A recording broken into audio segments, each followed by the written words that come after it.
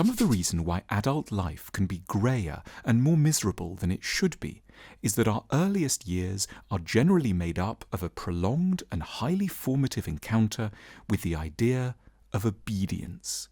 Throughout childhood, there is little doubt that the path to maturity must involve doing a litany of substantially unpleasant things, demanded of us by figures of authority whom we cannot question. No one asks if we would be particularly interested in learning about the angles of triangles or what a volt really is, but we obey in any case. We give over our days and much of our evenings and weekends to complying with an agenda elaborated for us by people whose concern with our happiness is at best highly abstract. We put on our blue or grey jumper and sit at a desk and study the plotline of Macbeth or the chemical properties of helium, and trust that our boredom and distaste must be substantially wrong. We then become inclined to extend this attitude into our dealings with the wider world.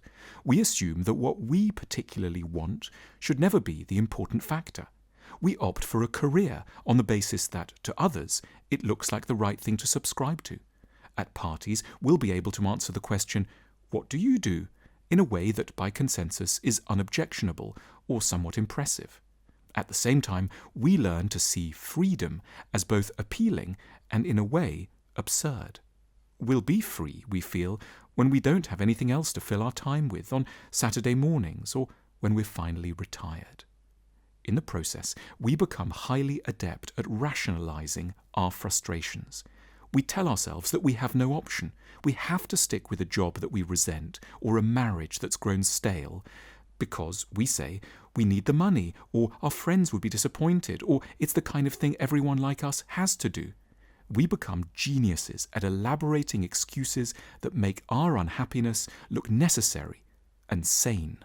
The mid-20th century British psychoanalyst Donald Winnicott encountered many patients, often high-performing and prestigious ones, who were in acute distress because they were, as he put it, too good. They had never felt the inner freedom and security to say no, largely because their earliest caregivers would have viewed the expression of their authentic feelings as a threatening insurrection that they had to quash. Winnicott proposed that health could only come about from counteracting this tendency to subordinate too quickly and too trustingly to the preferences of others, including people who might claim to care a lot about us. Being bad in a salutary way in Winnicott's vision wouldn't have to mean breaking the law or becoming aggressive. It would mean finding the inner freedom to do things that others might find disconcerting, on the basis that we, our authentic selves, have a sincere wish to explore them. It would be founded on a very profound view that others can never ultimately be the best custodians of our lives, because their instincts about what's acceptable haven't been formed on the basis of a deep knowledge of our unique needs.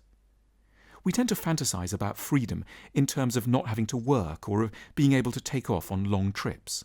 But if we dig into its core, freedom really means no longer being beholden to the expectations of others.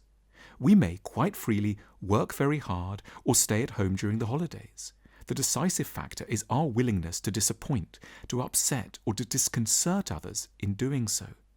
We don't need to relish this. We may by nature be inclined to get on well with as many people as possible. But we can live with the idea that our central choices might not meet with general approval. At the party, we can risk someone not being at all impressed by what we do, or regarding our living arrangements as unorthodox, or our opinions as odd. But we don't mind too much, because we've become free. Our sense of what our life is about is no longer so confused with the notion of meeting the expectations of others. To be free, ultimately, is to be devoted, in ways that might be strenuous, to meeting our own expectations.